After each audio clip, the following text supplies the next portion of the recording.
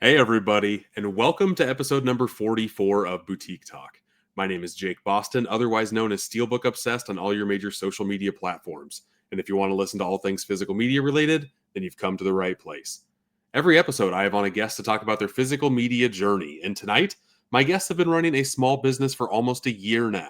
I've been collecting for over a decade, and they are by far the best at packaging and protecting any physical media that you get from them. It's my pleasure to introduce Mike and Deborah from themovieroom.com onto the podcast. How's it going? Hi. Great. How are you doing? Doing very good. I'm very excited about this episode as well because I've talked a lot of different avenues in the physical media space, but I've never talked about or to an actual like small business, very uprooted, very new to the world of selling goods in general, I guess. So to me, that's exciting and very interesting just to see like how everything started for you guys. Yeah, absolutely. Thanks, Jake. Thanks for that introduction, first off. But yeah, we're definitely like grassroots starting up, like still out of our garage. I love that. Yeah. Well, And our house is like overtaken by inventory. But that's what it takes to start a small business. But so I guess the um, first question that I need to ask is why did you guys decide to start a small business in the first place? Because it's one thing to go from like really liking movies and liking the whole collecting of it all. But it's another thing to spread that love to as many people as humanly possible and that want to kind of go to Yeah. your site. So how did that start for you too? So I started selling parts of my own collection just as I was upgrading movies in my collection, just kind of moving things out that I wanted to pass on to other people. And that's how I first got into just kind of like selling some physical media and shipping things out and getting used to like packing things. And I did that for about a year or two while I was working. And I ended up kind of in between jobs and just needed to find something to do for work. Mhm. And uh, I was like, I'm selling physical media. Physical media is my passion. It's like what I spend all my free time like doing, watching, researching. Like it's what I was doing with all of my time anyway. So I was like, I don't know, Deborah kind of looked at me and was like, why don't we start a business selling physical media? Like you love it, it's your passion, and you're already like sending things out regularly in the mail on eBay. So why not try and scale it up. do this like for Right. real? Yeah. Yeah. And then on So my side, yeah. I was just like, I'm an accountant by trade and I've have a lot of experience in retail. And my previous job before I left my job in May, was for a large pet store located in California. They have like 70 something stores. And prior to that, I also worked for Elf Cosmetics. And so I had a background in retail and so understood some of the inner workings of retail. And I was like, why don't we start an online store? Like an online store is a lot easier to start up than a brick and mortar. Mhm. Um, the Just startup need a costs, garage, I guess. So. the startup costs. I mean, you need space, Yeah. yeah, but like you don't need as much space as a Uh, brick and mortar. And like yeah. instead of paying rent, like we're paying for a platform, right? So technically, that's kind of like our rent. So we took it from there, and I think also you had what's been like 3 years now. You did a master's in data analytics and Hmm. did a lot of like Hmm. some like web and data analysis and stuff like that. So I was like, I look, I learned have how a to code a bit and do like yeah, just more technical computer work and analysis Sure. and things like that. So it helped with just being able to start up the website and figure things out a little yeah. easier. So I Like was like, if we yeah, combine our skills, I think we can take this off mhm. and Well, get this yeah. going. It sounded like the perfect match, honestly. Like, how did it take you guys so long to start it? Is now what I'm thinking in the back of my head because there are so many reasons and things like shouting at you to do it. It's very cool that you guys. I mean, I feel like the main thing that hurdles a lot of people is just kind of like building up the courage to do it. Because it's a big jump. And I love that you guys have kind of grown so big in the past year. I started helping you guys out, kind of promoting your business. How long ago was that now? Like, May? No, like April? yeah, earlier this Something year like at some that. point. Yeah. Yeah. It's been at And least 6 months. Yeah. you guys have just exploded, and it's been so fun to watch for me. I love helping small businesses out. You too, we talk every now and again. You're always a pleasure to talk to. It's another reason why I wanted to have you on the podcast. I guess how has the evolution of your business been from like how you started day one and just building it from the ground up to kind of where you guys are now? So when we first started, we had it wasn't as busy. So like yeah, I mean we were just shipping out like maybe a few packages a day, like 10 Like it was packages a still day would be manageable. like Michael could do it on his a own. busy. It was just me at the beginning. Deborah was Still full still time. full time at her corporate job, and I was doing the website. I was doing the marketing. I was doing social media, Mm-hmm. and all the packing. Yeah, it But was the your full-time packing job. yeah, it was my full time job. But I was, yeah, and the packing was manageable for one person at that point, and we had more time to like do a lot of posts and like talk to customers on the phone and things like that if they called. So when we first started, yeah, there was kind of there was that I guess in terms of the difference of like our day. Now we're probably we're on like a Monday or Tuesday when we get like the pre-orders in for the week.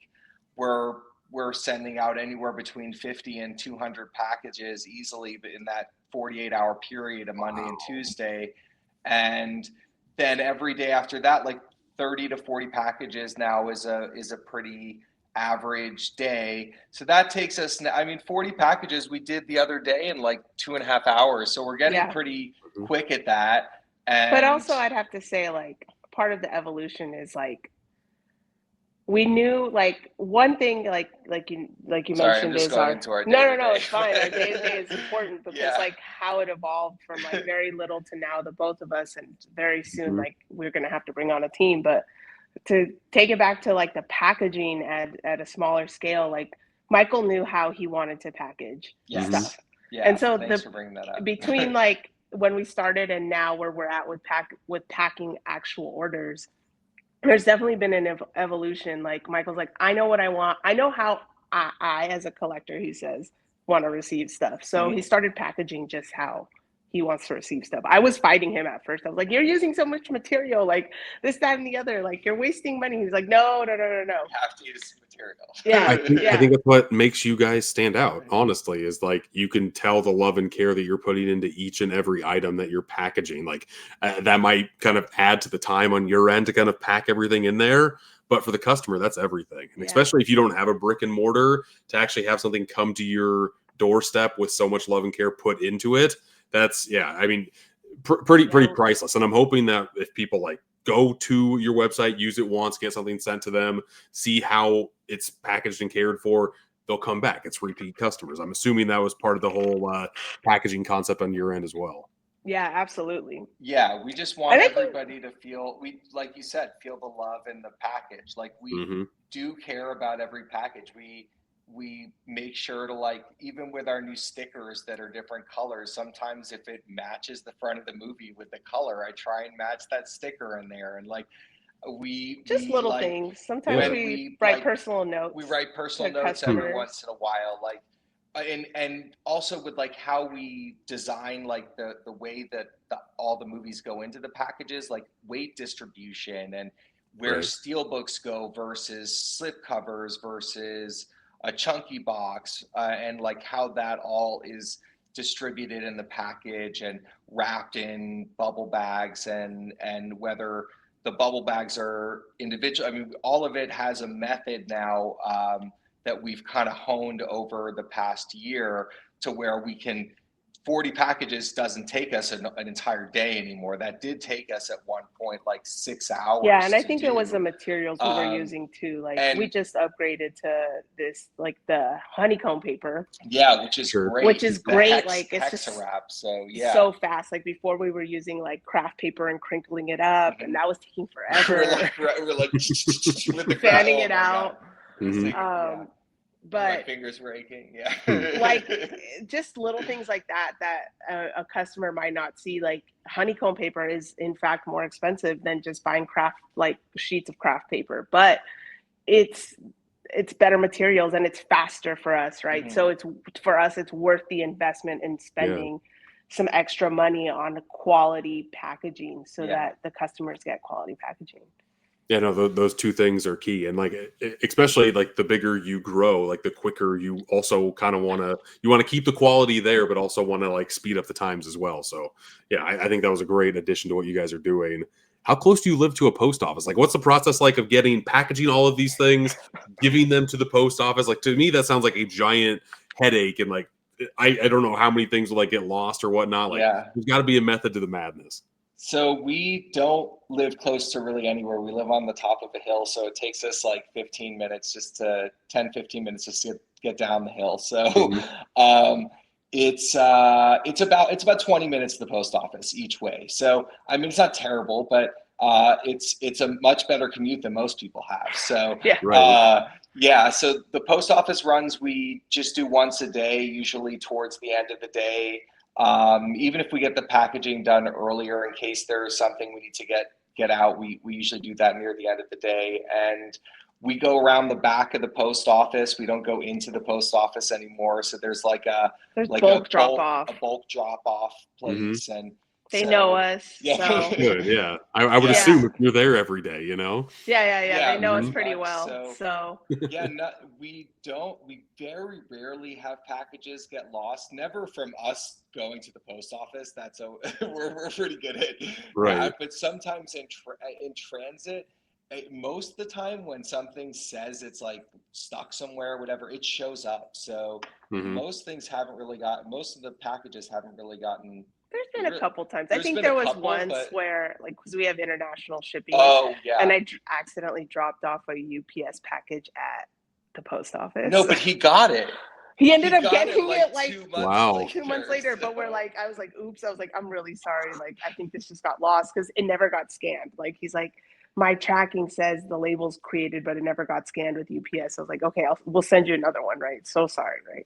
And then eventually he got it, and he's like, hey, I got it. What do you want me to do? I'm like, please keep it, because we're not going to pay money to have it shipped back from the UK. Go ahead and keep the second, keep that original copy, give it to a friend. But like, little things happen like that sometimes, but for the most part, it's pretty safe. Like U.S. Postal Service is very safe, and packages get there. And luckily, we're able to file a claim if a package gets lost, and we get reimbursed for it. So, but yeah, the post office is a whole thing. We've tried also like having the Postal Service come to our house and pick up like, large quantities. Do you have to have like a certain amount per time that they come up, or?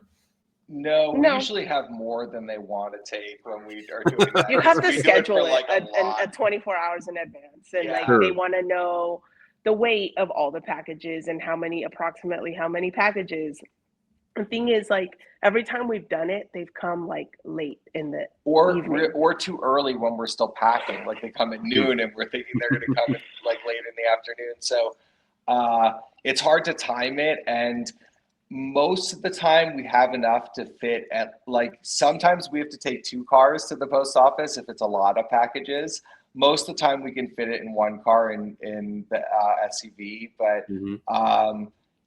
so if it's more than what can fit in both of our cars, then we have the post office come and pick it up, and we just deal with the random timing. And they if it's a lot of packages, we put a large weight, they bring like a truck and they take like a couple bins and fill it up. And so I guess there's another question there. You guys ship out a lot of packages, but you also bring a lot of packages in. Like, one thing that I love about the movie room is that you get different boutique releases from around the world, just so me personally, I don't have to worry about like the headache of ordering overseas and like all of the customs and jargon. Just it's a big headache. Yeah. How many packages do you guys get sent to you? And is it a headache on your end getting that many kind of sent to you at once from all over the world? So we, I mean, it's pretty consistent. Like our UK supplier is very consistent. Like, we pay our weekly bill with them. Like any pre-order releases usually on a Friday. Over the weekend, they're packaging it. No, they ship it out by Friday, and then we get it the Monday following. 4 p.m. British time on Friday, and they get it out Friday afternoon, and it shows up Monday from the UK, which is crazy. So every Monday, like by clockwork, we're getting those packages. Sometimes there's like 8 packages. Sometimes like this past Monday, there was only 2. I think our U.S. supplier, our main U.S. supplier ships. For the steel books and like kind of the mainstream releases and stuff. Wednesday. They ship on Tuesday, and we get those usually Friday or Monday, which is kind of crazy that the UK packages get Friday to Monday. The other ones take Tuesday, sometimes till the following Monday. But the Royal Mail, man, it's a whole different yeah. So, but yeah, we are getting we stay pretty consistent. We like also, the days we get it. Though we get packages from OCN, we get packages from Australia now. The Australia packages have also been kind of coming in on Mondays, it seems like, because those ship out towards the end of the week and show up on Monday. And but we get a lot of packages. I mean, the first thing we try to do is like open up the package and try to we literally inspect every single item. Usually we know like we can rely on our UK supplier, like they package so well, like it's very rare that we have any issues with a UK package. Our US suppliers, like our other US supplier, they're pretty consistent. Sometimes there's some issues, but not too much. Yeah, they're pretty good. But we go through the process of inspecting it all and then putting it in our shelves and finding a place for it so that when we're ready to pick orders, like we know where it's at. But yeah, I mean, definitely have an overflow of cardboard. We've hired a guy, he's got his own little company. He just goes around to businesses and picks up cardboard. So he comes and picks up our cardboard like every 2 weeks. Yeah, at first we were like, we can only put out 10 boxes at a time at the curb for like outside of our recycling bin. So we were like maxing that out every week. And we're like, we're just building up boxes. And then we were cutting boxes, and that would take forever because we were like, oh my God, let's try to cut some boxes in smaller squares to fit them in the bin. So this helps a lot now that he comes and picks up the cardboard. So so just there's little workarounds. Like definitely our whole house has turned into like somewhere where we're holding inventory. Not everywhere, but a lot of part of the house. Well, is that a good or bad thing, or just like part of the small business ownership of it all? Is like it's your entire life more or less, like there's no escape from it. Your home is where you work. So kind of curious what your guys' thoughts are on that. Like if you ever wish that you could just like escape for a little bit, or if you kind of love just being all in all the time. I love being all in it all around me, to be honest. Like we're going to move into a warehouse soon. We have to, just because like we're really split between kind of 3 places. We have a small garage, a larger garage, and we have a guest bedroom that we've taken over now. and that all of those 3 areas have kind of been taken over, and like it gets hard sometimes to like go between the different areas to pick the inventory and stuff. So we need to be in one space where we can have everything together, hire some people to help us pack, and really just be better equipped to handle more and more orders as they start. I think it'll just keep increasing. So I at least that's been the trend. So I think sometimes we get a little frustrated, like, oh my God, it's everywhere all the time. Like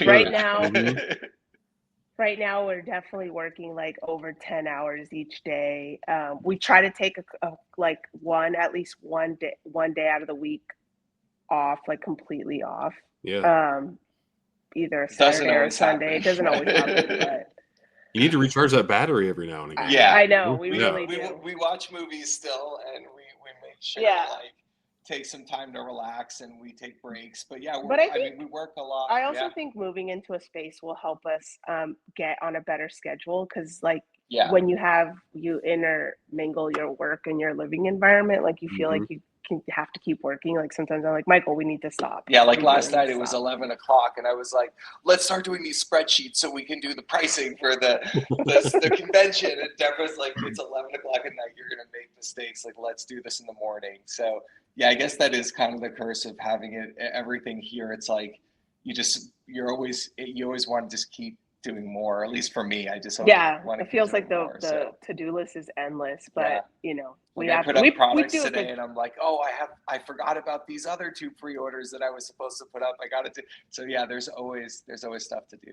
But yeah, getting into a new space outside of our home, I think, is going to get us on a better schedule. Yeah. And then also having folks who also pack for us and with us, because I don't think we'll ever stop packing with our team. No, we want to be in the same space. We want to have a warehouse where Deborah and I can have a space to sit down and do our computer work while people are packing, and we can help with the packing and oversee it. And if it needs 4 of us or 3 of us instead of the two packers that we plan to hire, but it'll give us more of a schedule. It'll give us more of a schedule. But yeah, as you said, we definitely still are going to be part of that, like in the room with the packing. So yeah. Have you guys started looking for warehouse space, and has that been hard to kind of find a blueprint like you guys kind of want or dreaming of? We've identified a few places that look like they have good options for us.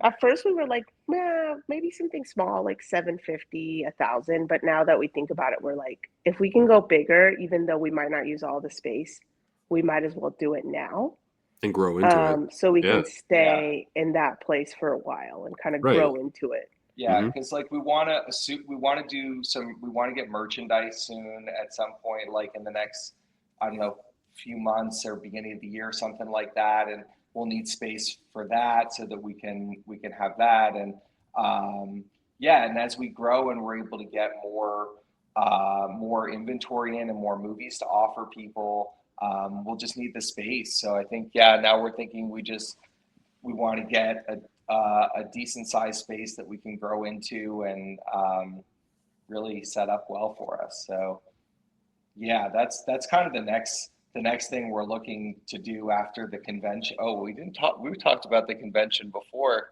Right before we started recording, yeah. We're going to a convention. Yeah, we're going to a convention next week in LA.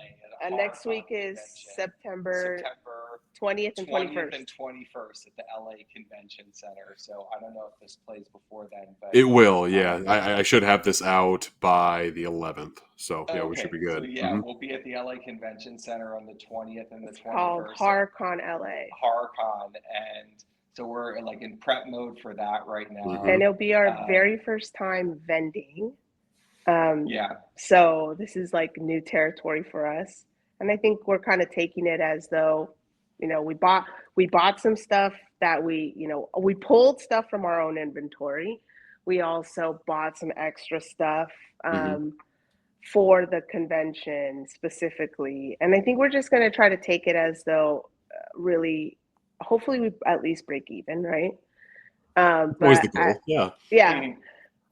Maybe we make a little more money, but mostly like the spend is really for marketing, like a big marketing spend. And that's how kind of we're seeing it. And we get to meet customers maybe, or potential future customers. Yeah, I really hope that some people come up to us that have shopped at That'd be the awesome. store. Like I really want to meet our customers in person. That would be really, really cool. So that'd be heartwarming too.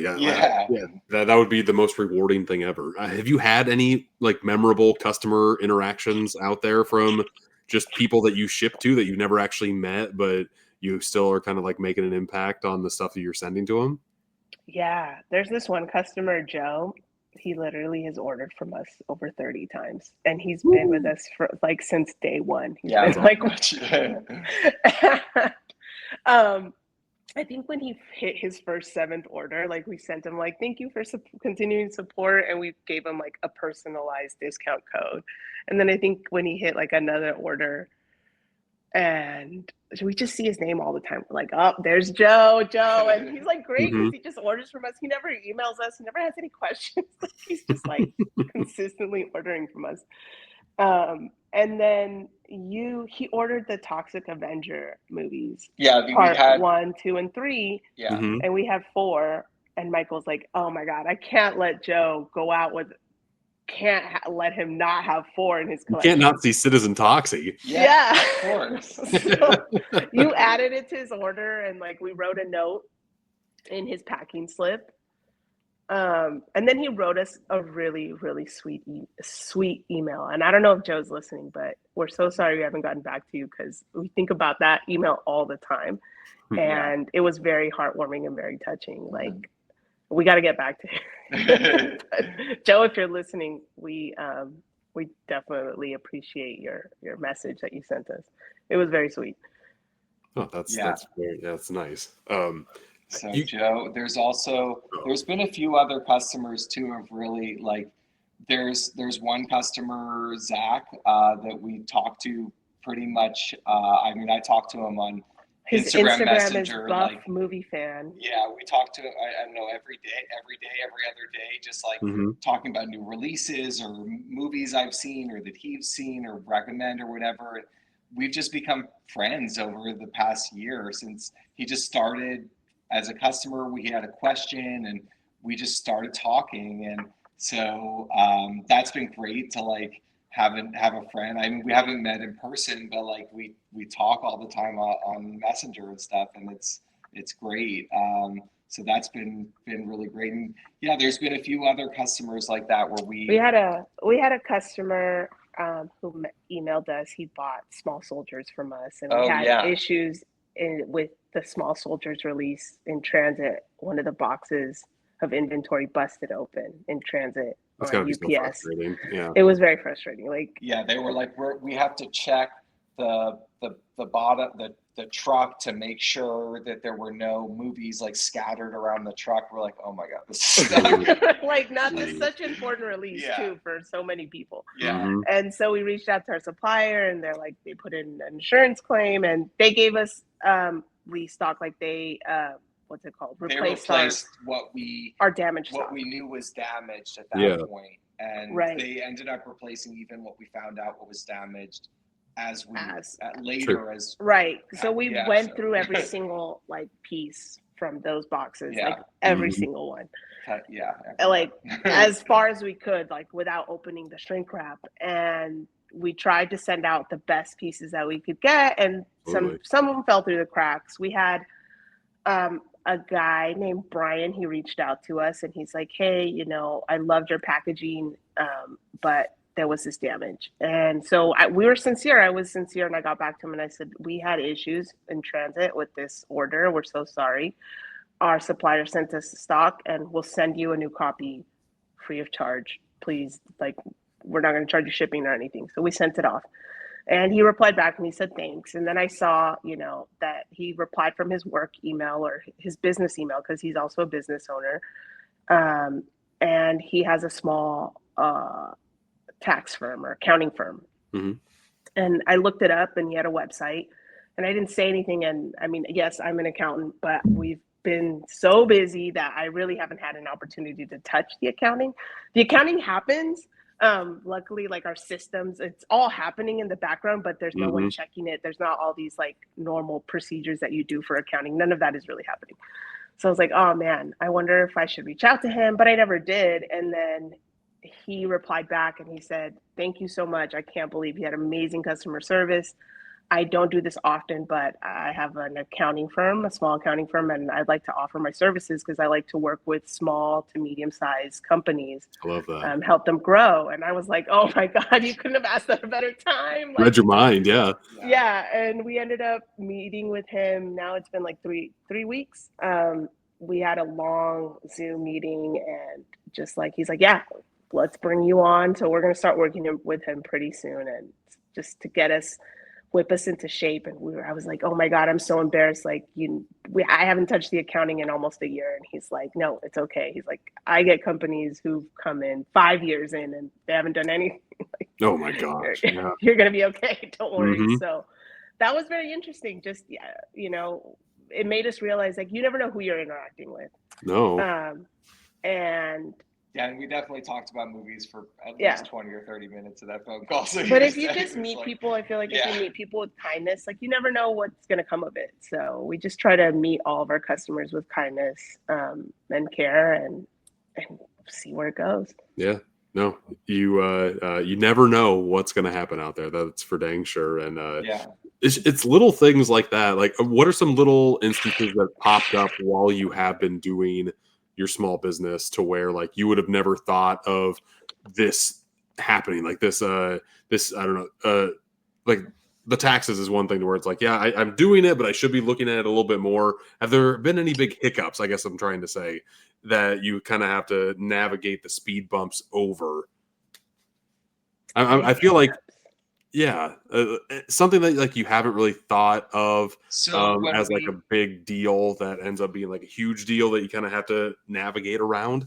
some of the like internet stuff, website stuff has been more challenging than we expected, especially when we first got started. It took us almost 2 months to make our first real sale after the website started, just because we weren't listed on Google properly. Our ads Oh, weren't up on Meta. that's important. Like Yeah. all Yeah. that kind of stuff was just, it goes It through takes like its time. AI checks, and like I didn't know everything that needed to be done, and I was just I was having to just kind of figure out things as I went along. And we thought we would make our website live through Shopify, and we're like, all right, we're just going to be listed on Google. Like, yeah, it's going to and happen. we're like, okay, What I would sales think start too. coming Yeah. in.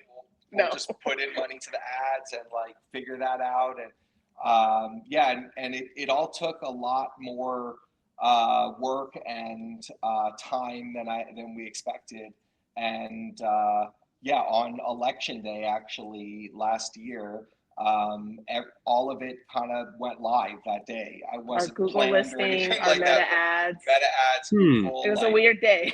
It just Yeah. kind of, it happened that day, and within a few days of that, then sales started coming in. People, we became visible. Basically, we were basically invisible for 2 months. Besides, like a few posts I was doing here and there in Facebook groups, and the Instagram posts I was doing that not many people were seeing. Like it was, we were really not visible. So that took some time. That was a big challenge, and very frustrating for me at first.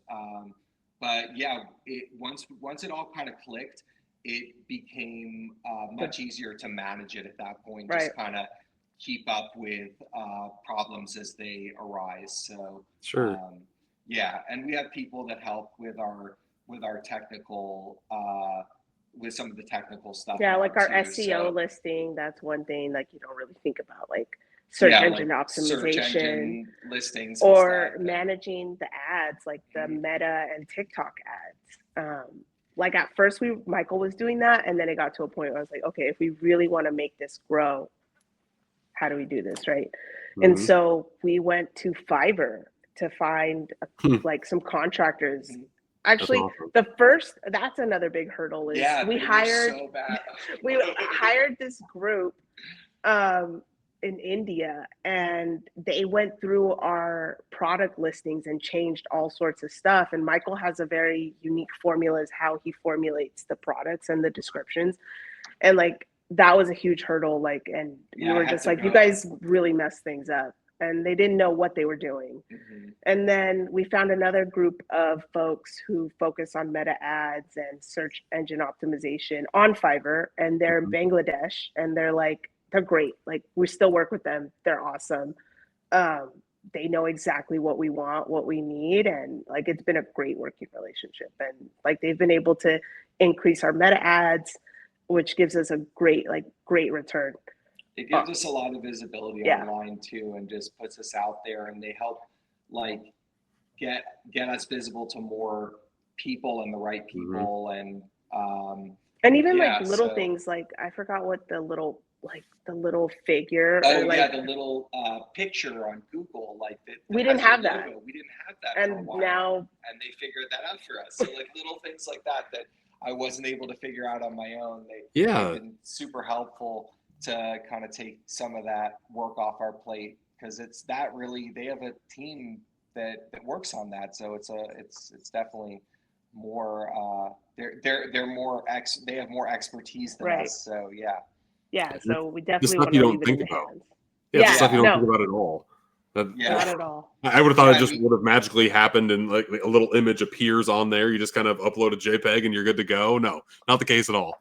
No, yeah. there's a little more involved in that. And at The other first hurdle with we the had meta too. ads, like I thought it was just like there's just kind of a few things to tweak or whatever, and I was like, oh, it's just gonna kind of run itself, and it's like, oh well, Yeah, I mean, it can run it itself, can run itself, but you but can then definitely optimize it. yeah, Yeah. and so yeah, Yeah, so we found a team and leave it to the experts. I think one thing, a good lesson for us is like, okay, if we can't do it, let's figure out how we can find help.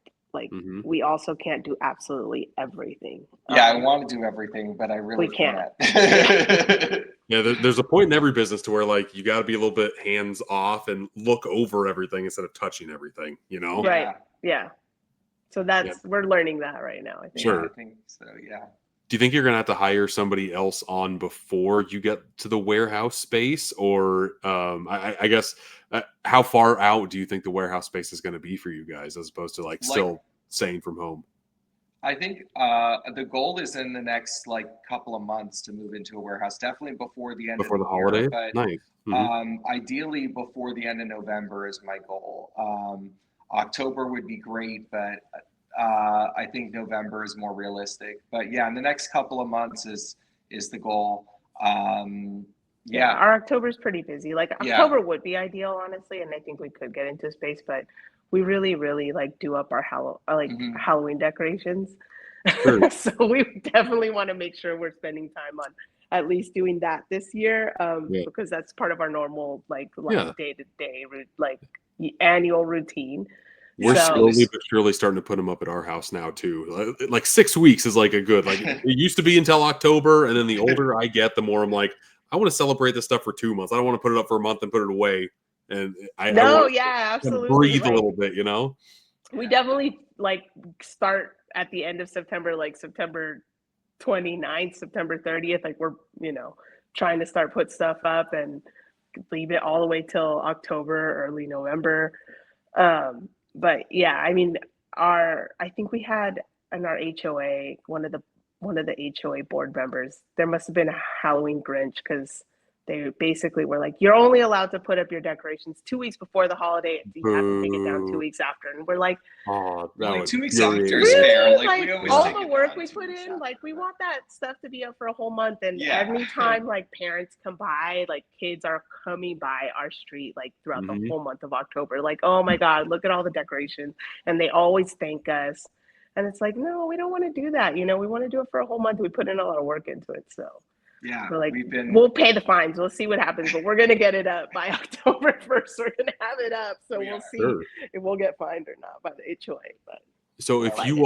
if you all are super into the Halloween spirit, is that the type of like movies that you guys like to watch? More like horror adjacent stuff, or what kind of genres and boutique labels really made you fall in love with physical media in the first place?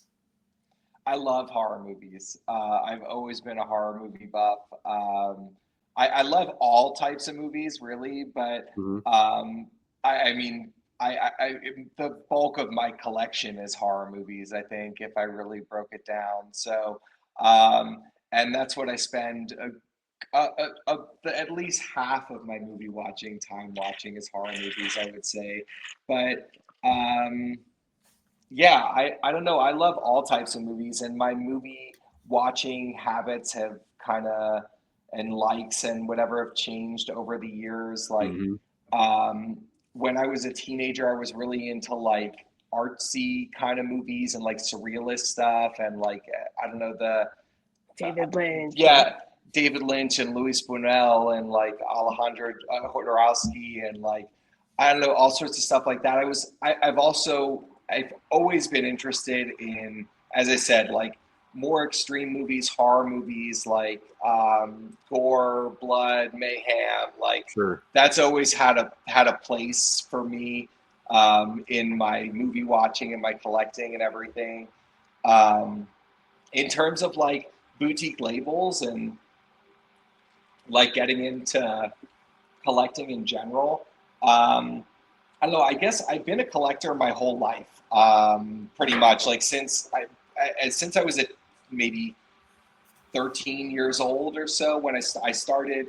Uh, I would take I lived in New Jersey. I grew up in New Jersey, and I would take the train into New York with my friends, and we'd go to like Kim's Video, and we'd go to Mm, like different flea markets and stuff, and mhm. go to just try and find cool movies. Like hunting down Cannibal Holocaust was like a goal for a while until we found that, and Right. Eraserhead wasn't available, and I was like getting into David Lynch. Mulholland Drive came out like around that time, and like maybe it was a few years after that, but yeah, I don't know. And then your first job too. Yeah, Your my first first job was at a video store at like 15 years old. So like I was like buying the movies that were like leftover sometimes, and Yep. renting movies all the time. And Hmm.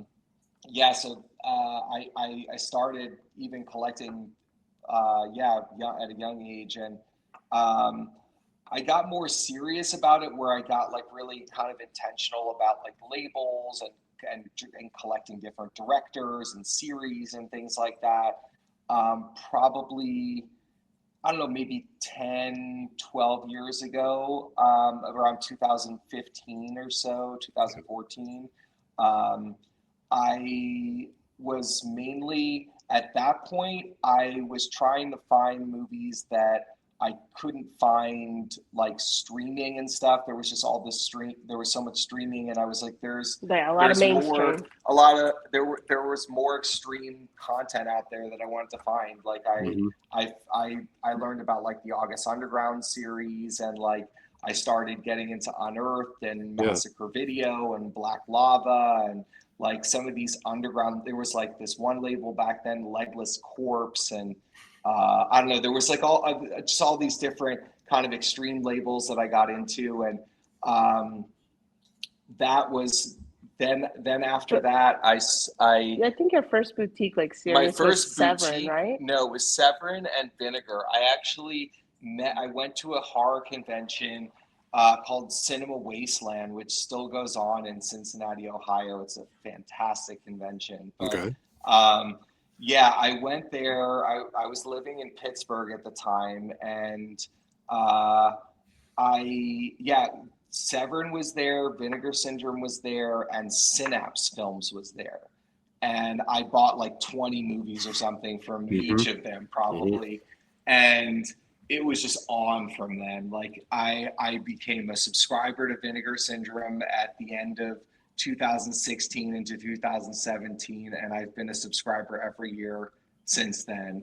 Um, Severin, I pretty much started collecting everything they released. I'm not a completionist with anything anymore. I've decided, but There's not enough um, space in the there's house. not Yeah. enough space. Yep. Yeah, No, I feel you. but yeah, at one point it was like no matter what, it was like Severin. I'm getting it. Like and yeah, and then I started collecting like Arrow and different import labels, and like yeah, just kind of got into the whole boutique world, and yeah, just it's been nonstop since then. And I learned about premiums a few years ago, and That's that's the been whole like thing. a It's a whole very nother slippery slope as well. very You guys have a slippery. great selection of those on your website, by the way.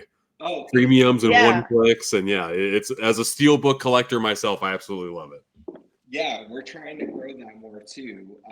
That's a goal we have in the next 6 months, year or so, is to really grow that selection and like expand, like getting bigger quantities and stuff, being able to get more of that out to people. But yeah, I don't know. That's been a whole slippery slope too, back to collecting. But yeah, I mean, it's I don't know. I love it. It's my passion. Like as you can tell while I'm talking about it, like my even when I'm like relaxing now, Hmm. or like just looking at my phone in my free time or something, I'm still like looking up movie stuff. It's all like that's what I spend my time Yeah, thinking following about. social media Social media groups, groups, Discord, Hmm. Discord, Reddit. Reddit, Facebook groups. Like I'm in all that. I don't post a lot. I'm just not a very I never have been like that. I've never done that much, but Yeah, you're soaking it all up. I read all of it, and I Mm-hmm. look at all of it, and I'm buying movies from my own collection that I don't get in through the store, and Mm-hmm. so yeah, it's my passion, my life. Yeah. So I'm Do you ever glad that I get to do it for a living too, so it never stops. so as a collector that also started a small business, do you see yourself making business decisions on what titles you want to add to your actual collection, and buying in bulk might be a little bit of a discount, or that's got to at least cross the mind a little bit? Uh, I do put movies aside for myself, Mm-hmm. but I try not to let my personal tastes influence quantities too much because Sometimes it does happen. sometimes I think it does, but I try and like do research as well to try and kind of Yeah. understand what people out in the world are saying because sometimes a movie might be might be really appealing to me, Mm-hmm. but it might not be the most popular release out there. So I have to kind of hold my horses. But Yeah. yeah, I mean, it does influence it. I think it helps in some ways. Like I like to think I have decent taste sometimes. So like I think it can help with like making certain decisions. Just like, oh, I know that movie is really great, or people have been asking for a 4K of that forever, or just kind of general knowledge about movies and physical media, I think helps make decisions. So yeah, but So I try I to know leave you. taste out of it as much as I can, not to influence too much. Are there any boutiques that you would love to add to the website that you haven't been able to get in contact with? Because I know you said you had a lot of buyers, like US buyers, UK buyers. Do you ever go directly to certain boutique labels and kind of just buy from them? Yeah, well, Yeah, we we did. buy. Well, We did with Umbrella actually. We wanted to, yeah, right? And I know Hmm. you worked closely and you Yeah, helped us. We were like, "Hey, can we drop your name?" And we reached out to them and they're like, "We don't sell directly to." They sent us to a supplier. So that was very helpful. We had a really hard time trying to find an Australian supplier. hmm. But I think the next step also, you said German releases, right? yeah. I'd like to get like Cape Light releases, some Cape cool Light and stuff, and Turbine. Yeah, Turbine. their media books are amazing releases, man, and they come out with Yeah, so many of them. It's crazy. they really do, and I'd really like to get some of that on the website. That would be cool. Hmm. Um, I personally, I just said I taste shouldn't influence my buying too much, but I Hmm. really want to get Massacre Video on the website. Sure. I think there's no problem getting the releases. I've reached out to them in the past, and I can buy directly from them. We can also get them. I found out from our big U.S. supplier. I can order from them, but that's been just I don't know if people will buy those as much. To be honest, like I don't know what if they'll be as popular. So that's been I guess the only hang up there. But we bought a few for the convention, so I'm hoping to kind of get a gauge maybe there if people want them in person. And I'd like to start carrying Massacre Video because I think they do a lot of cool releases, even though sometimes they take a long time to release. But Sure. I think they do some cool stuff. But um, I don't know who else. Who else have I talked about? Well, we were hoping to see Severin, hopefully, at the Yeah, I'd we like to buy directly from Severin Hmm. because it's a little expensive through our supplier now, and we can't get the slip covers or anything. So it Oh, sure. like yeah, that's why we don't carry it. yeah, that's Yeah. really why we don't carry most Severin titles. Like we carry the box sets from time to time, and like the Russ Meyer titles got slip covers for the general public. Hmm. But most of the slip covers are exclusive to their website now. So um, yeah, if we could find some way to get those on our website too, I'd really like that because as I talked about earlier, I love Severin, so Yeah. I still buy a lot from them for my own collection. So uh, yeah, that would be great to have like Severin directly. Yeah, we're hoping that they might be at the convention in LA since they're based out of LA. And Yeah. The networking, absolutely. Say hi. Yeah. Uh-huh. So aren't the slipcovers from Severin, aren't they website exclusives? Like, I don't know if it'd be kind of difficult to kind of get those type of releases and sell them elsewhere. I guess I don't know how that works. Yeah, I don't know. I maybe they'll be open to selling on another website. I don't know. I think it would be worth talking to them about. Like the umbrella releases that are web store exclusive sometimes get offered to us through our Australian supplier. We have Freaked, the one that you have the special feature on. We have that collector's edition on the website. So that's supposed to be a web store exclusive, but our supplier offered it to us and Orbit and like other retailers out there. So sometimes I guess web exclusives do become available on other retailer sites. So I guess it could be a possibility. I don't see why not. But yeah, it would be cool. I think that would be a good addition to the store and something that like other people don't have. So absolutely. Do you guys ever like fall deep in the weeds on like analytics? Like I know on a social media side of things, I always kind of look at that and see like what people are into, what people are not. Does that kind of go into like what type of purchases you guys do? And is there like a certain type of either label or genre that does really well on your website? Analytics. Yeah, I mean, you're always keeping your ear to the ground, just trying to soak up to see what people are saying. Definitely horror is huge on our site. Yeah, horror movies do well. Arrow, I think overall is probably the label that sells the most in quantity. People really like our releases. I really like our releases. I do too. A great job. So what was the second part of the question? Sorry. I just genre, label, and just how much analytics kind of go into your decision making on like purchases. Yeah, I mean, we try to have conversations, Michael and I, all the time.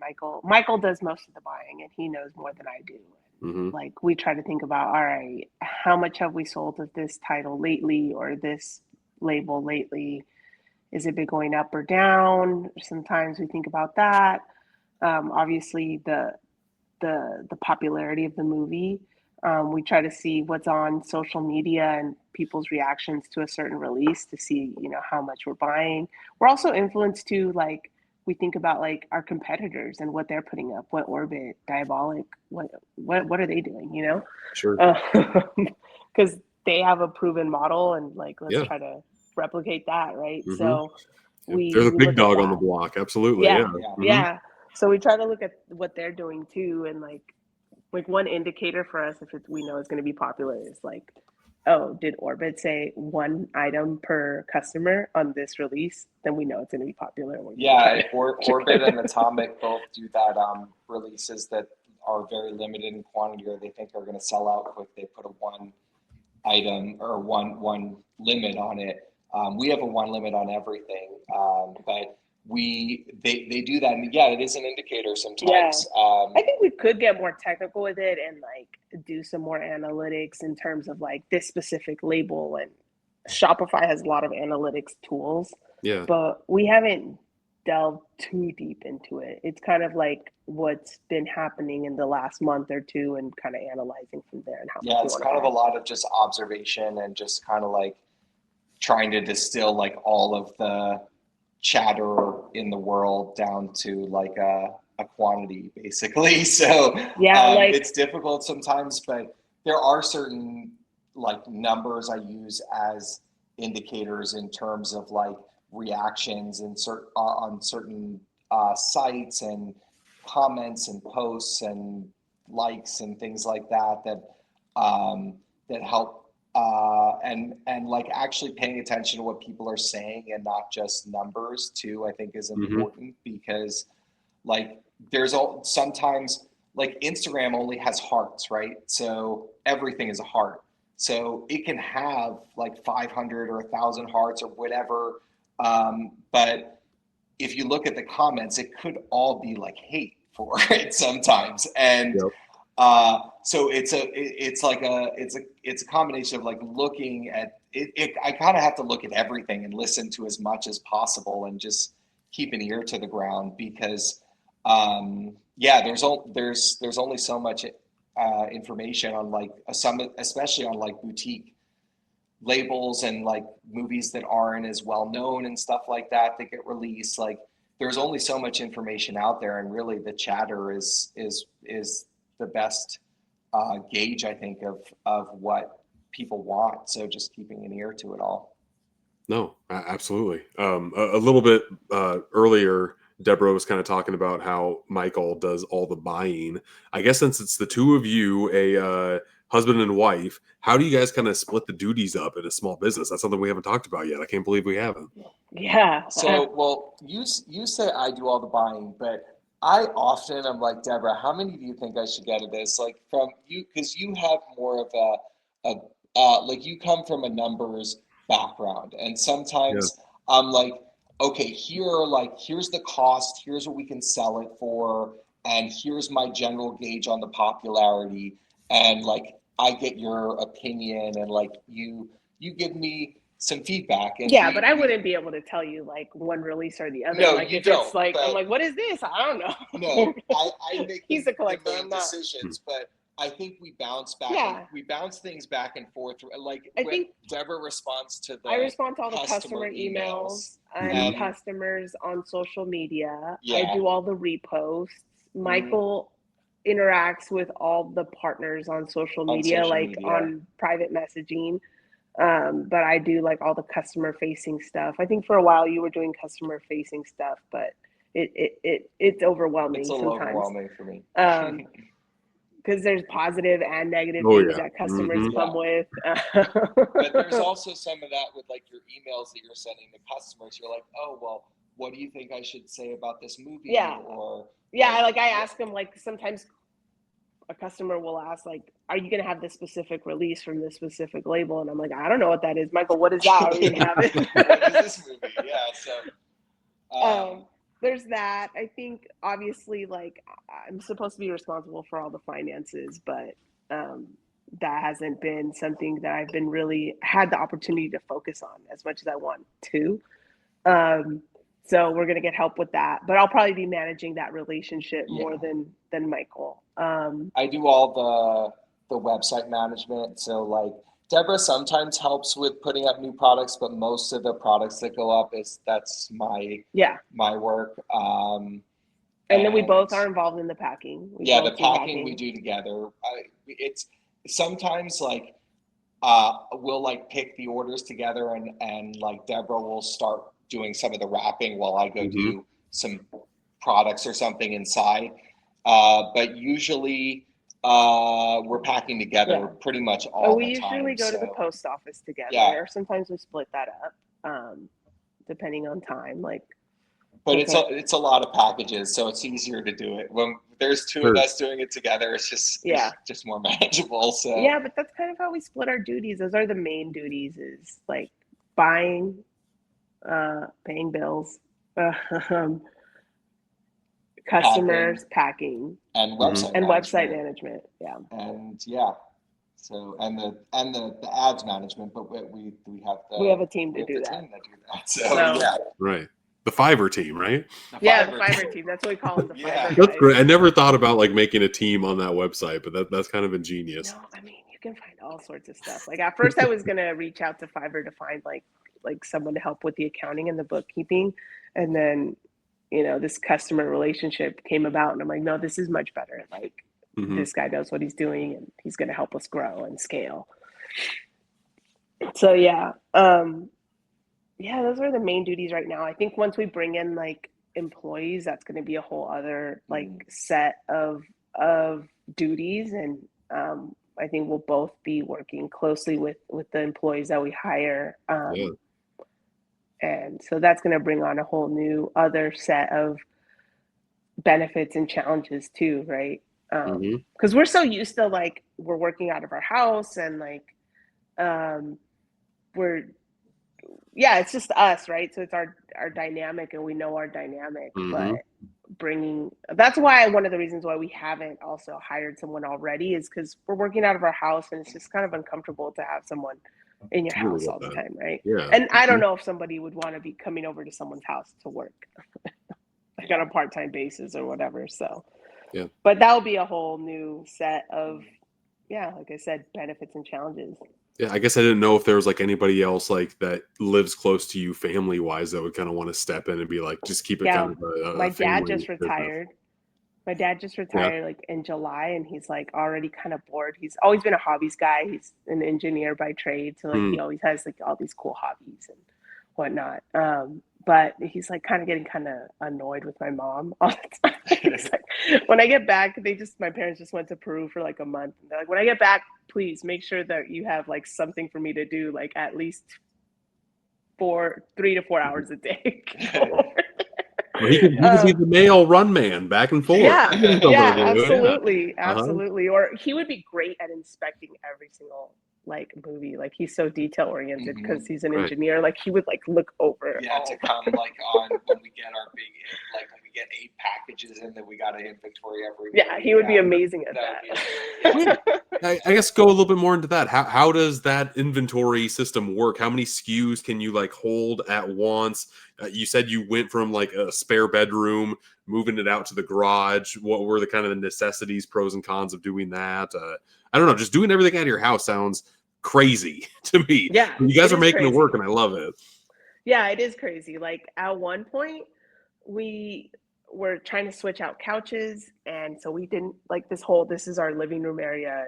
In front of us, you can't see, that's our kitchen area. It's kind of a one big open space, and all of this was not there.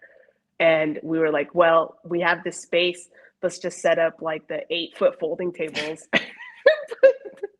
Put inventory there. So we started first in our small garage, our 12 by 10 foot garage, with still our main spot where most of our inventory is. Then we kind of moved into the living room before we could settle on the right couch that we wanted, and that was like several months, and it was awful. It felt awful, but I hated it. But we both hated it. But it was like, we need this space right now. And then we finally were like, okay, we need to take over half of our large garage. But now the large garage has been taking over half of it with inventory and half of it with our packing materials, boxes and bubble wrap and bubble bags. And now once we brought into Australia, we were like, well, where are we going to put that? So now we're like, okay, the downstairs guest bedroom is going to be that spot.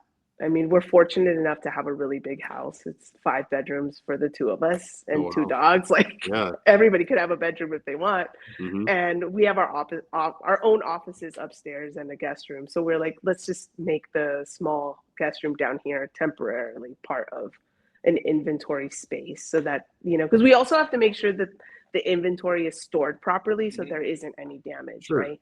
Yeah, like both of our garages are insulated. Like the smaller garage we were using as a gym, well, not really using it, but it was set up as a gym. It was there with some small equipment. So, and we had like nice flooring in there and stuff. And we had set up rubber flooring, and like when last summer, when we were really like thinking about this, like making this happen, Michael's like, where are we going to put inventory, Deborah? Where are we going to put inventory? It's like, I'll just have a shelf in my office for it'll be fine. And then I was like, I thought of it, and I was like, we probably should use a little garage. But I was like, I still really want my gym in there. And at first I was like, Michael, maybe we should use a little garage. And he was like, really? Like, he was like, he lit up, and he's like, you really like give up the gym? I'm like, I guess we don't really use it. And then like a week later, I was like, why did I say that? Like I was really regretting like letting him use the gym. But like if I didn't do that, like we wouldn't have been able to grow. Like honestly, it was the best decision to do that. But like we are fortunate enough that we have a home that's big enough that we could do this. Like if we were in a smaller home, or maybe even in an apartment, like we wouldn't be able to use our home to save money not have to pay rent for a warehouse, right? Like if Mm-hmm. we were living in an apartment or a much smaller home, we would have to get a warehouse right from the beginning, right? Right. And that's a whole other set of expenses. And since everything is so expensive in California, like, yeah. I think it just has helped us be able to grow quicker. I just Yes. think we're now growing out of the space, and that's Sure. kind of the next step is, Again, a good problem to have. yeah, it is. Absolutely. It is a Yeah. good problem to have. Where you have enough overhead to kind of have enough understanding, like, yeah, we can kind of grow here and be fine and continue to grow. So I guess Right. the last question I have for you guys is, where it's been about a year since you first launched the website. Where do you think you guys are going to go in the next year? The next like 12-month cycle, where do you see yourselves growing to? Well, yeah, moving into the new space, which we've talked about a lot. Then a lot of customers and some partners like you and others have asked, what about movie room merch? So definitely once we've moved out of our house and like we have more space for merch, we're gonna start having like merch with logo, like our Mhm. logos on it, cool merch that we can sell. And then after that is growing out the premiums and like really getting a consistent flow of high, like the premium, and growing the premium selection. Yeah, because buying those is kind of a hassle. A little bit. Like, Yeah. there's a whole bunch of group buys that you have to go and sign up to, and you And never we know want to like how like those are going to end up. ease that Yeah, we process. want to make that easier for everybody and just have Yeah. a website with a consistent price where you can go to and just know that, like, I didn't get the latest Manta up from Friday, but we have some reserves, so they're going up soon. But yeah, we just want to be able to consistently get the premiums up and in good quantities and good prices, and just make it easier for people to get them, because it is a pain in the butt to get them Mhm. from Yeah, pretty and much anywhere else. we're So, working with a few folks to try to get that started. So we're very, very positive about what's going to happen in the next year in relation to the premiums. yeah, I think that's going to be a big, and then just, yeah, I mean, we'll be we're constantly trying to like expand what we're offering in terms of the labels, and like we talked about, hopefully bringing on German releases. We've Mhm. kind of held back on buying some labels because of price, and we'd like to reach out to them directly to buy directly from them, hopefully, so we can offer it at a more then competitive negotiate price. better pricing.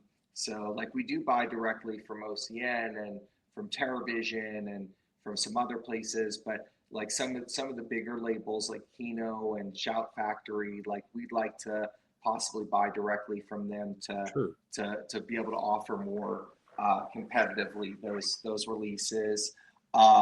We also are thinking about starting like a membership program of some sort at the beginning of the year, Mhm. where people It's like a paid get membership. like a paid membership. We have the Real Rewards Club where people get some points or store credit they earn back store credit as they Mhm.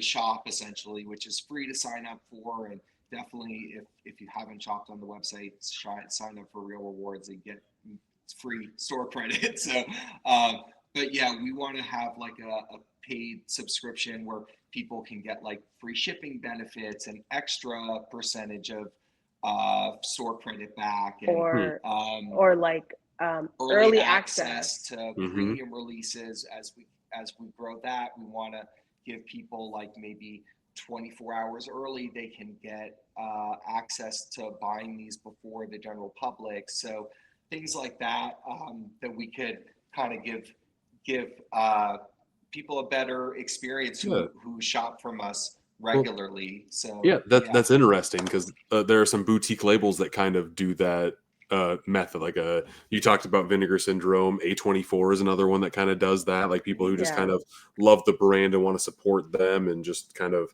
are big super fans. Like, it kind of makes sense for a small business to do that. And if you like collecting physical media, kind of come here and get extra goodies because you like doing it, and you do it all the time, and all I think about, and all that type of stuff. You might not want to start a small business, but you want to get good deals on the physical media that you're getting.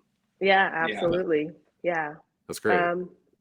Yeah, and then further down the line, like this is way down the line, Michael has a vision to try to get into distribution. So, Oh, really? That'd be Yeah. interesting. Yeah. That's always been like the ultimate kind of dream to where I'd like to take the movie room, is to where we're like distributing our own releases Yeah. and like buying rights to movies and Mhm. getting them out there. Movies that I love and care about and want to yeah, get restoring more them and love to, and restoration and all that. And yeah, so that would be kind of the ultimate dream. I think that's more like not 12 months, but No, several years no, out. way totally get down it. the Yeah. road. Do you have a dream title in mind that you'd like to release one day? I don't know. I have to think about I don't even know if you want to say it on it. here or not, but yeah. Someone else might buy the rights. I know, right? No, Yeah. no, I mean, I don't know, dude.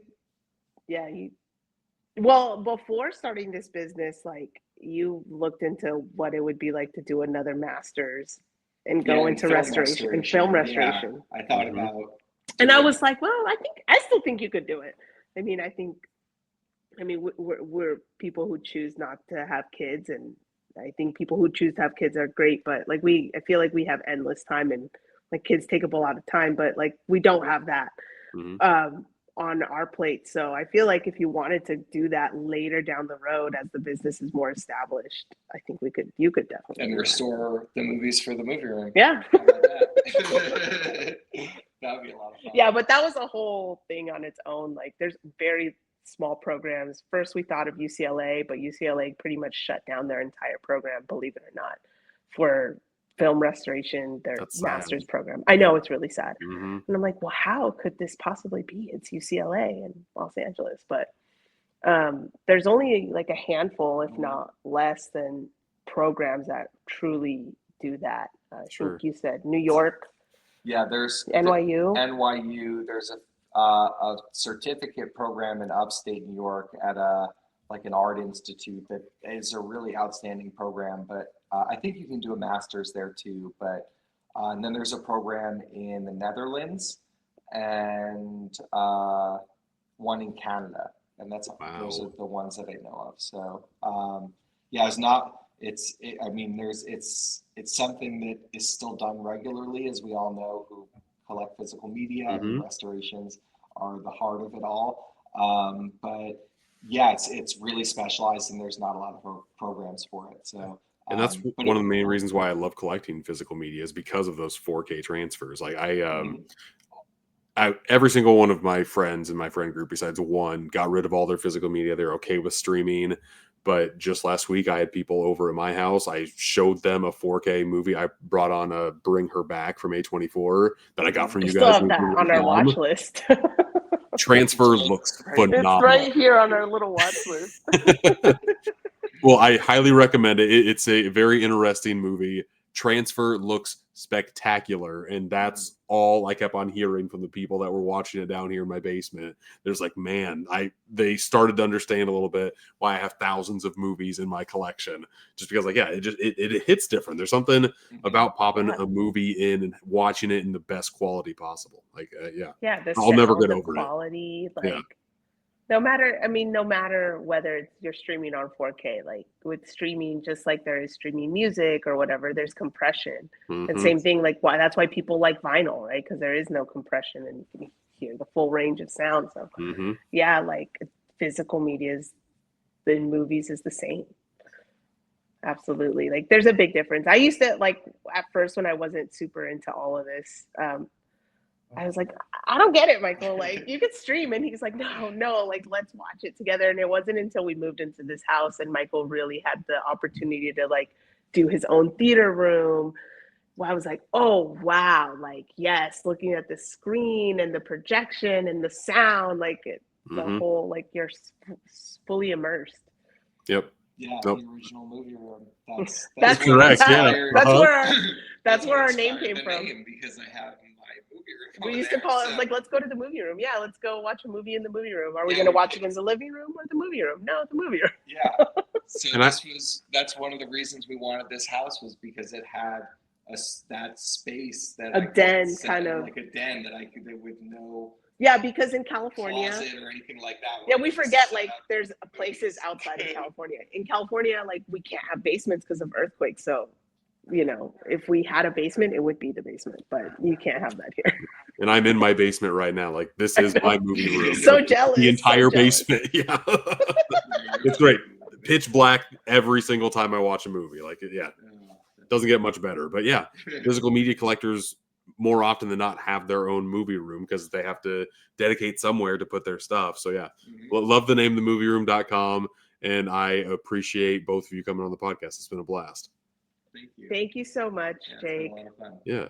I always like to do a little sneak peek on what I'm going to do the next episode at the end of the episode that I'm recording. We talked a little bit about my Freaked special feature on the Umbrella release.